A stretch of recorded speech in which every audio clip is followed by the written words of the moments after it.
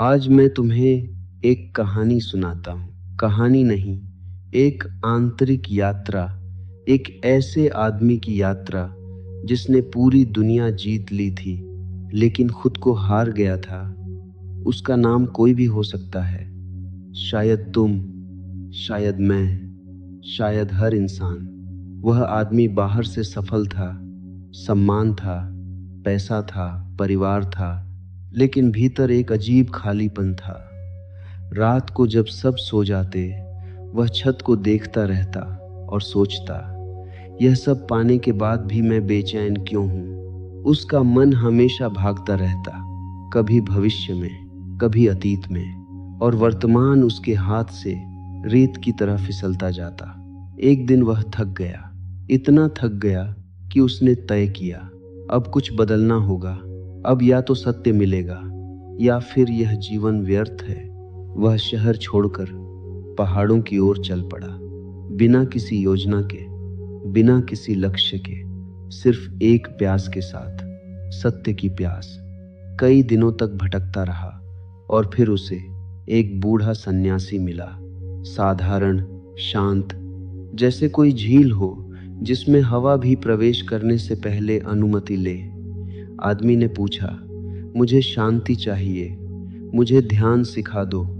बूढ़ा हंसा, बोला, अगर मैं तुम्हें शांति दे दूं तो वह उधार की होगी, तुम्हें खुद खोजनी होगी, मैं सिर्फ रास्ता दिखा सकता हूं। उसने पहली विधि दी, रोज सुबह चुपचाप बैठो, कुछ मत करो, बस बैठो और अपने मन को देखो। आदमी बोला, बस इतना ही। बूढ़ा बोला, हाँ, मन को मत रोकना, मत बदलना, सिर्फ देखना। पहले दिन जब वह बैठा, मन पागल घोड़े जैसा दौड़ा। विचारों की भीड़, यादें, योजनाएं, डर, इच्छाएं। वह परेशान हो गया, भागकर गुरु के पास गया।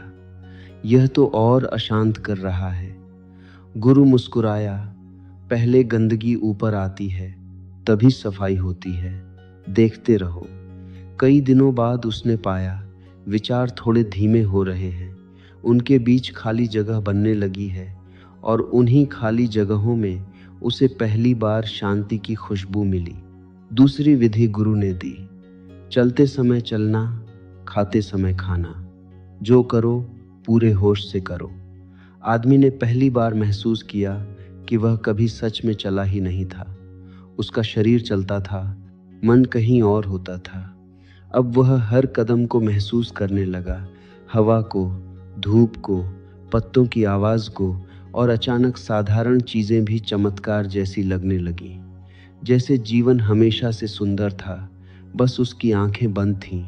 तीसरी विधि थी, हर रात सोने से पहले अपने दिन को देखना, बिना निर्णय के, सिर्फ साक्षी बनकर। उसने देखा कि उसका अधिकतर जीवन आदतों में बीता, प्रतिक्रियाओं में। वह सचेत होकर जी ही नहीं रहा था, और यह देखना ही परिवर्तन बन गया। धीरे धीरे उसकी प्रतिक्रियाएं कम होने लगीं, क्रोध पिघलने लगा, क्योंकि अब वह उसे पकड़ लेता था, उससे पहले कि वह उसे पकड़ ले। चौथी विधि गुरु ने कही, कभी कभी अकेले जंगल में जोर से हंसो, रो, नाचो, शरीर को जो करना है करने दो, दबाव मत रखो। आदमी पहले झिझका, पर फिर उसने खुद को खुला छोड़ दिया। वर्षों की दबाई हुई भावनाएं आंसुओं में बह गईं, हंसी में घुल गईं, और उसे लगा जैसे भीतर का बोझ उतर गया, जैसे आत्मा हल्की हो गई।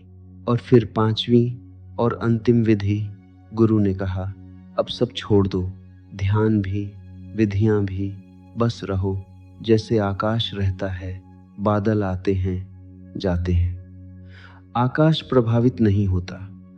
आदमी ने पहली बार अनुभव किया, वह विचार नहीं है, वह शरीर नहीं है, वह भावनाएं नहीं है, वह सिर्फ साक्षी है, शुद्ध चेतना। और उस क्षण कुछ टूट गया, या शायद कुछ खुल गया। एक गहरी खामोशी भीतर उतर आई, बिना कारण की खुशी, बिना वजह का प्रेम। उसे लगा जैसे पूरा अस्तित्व उसे गले लगा रहा है। अब वह पहले जैसा नहीं था। वही दुनिया थी, वही लोग, लेकिन देखने वाला बदल गया था। अब वह भागता नहीं था, वह हर पल में ठहरा हुआ था और उसी ठहराव में आनंद था। अब उसे शांति खोजनी नहीं पड़ती थी, वह खुद शांति बन गया था। अब उसे प्रेम मांगना नहीं पड़ता था, वह खुद प्रेम बन गया था।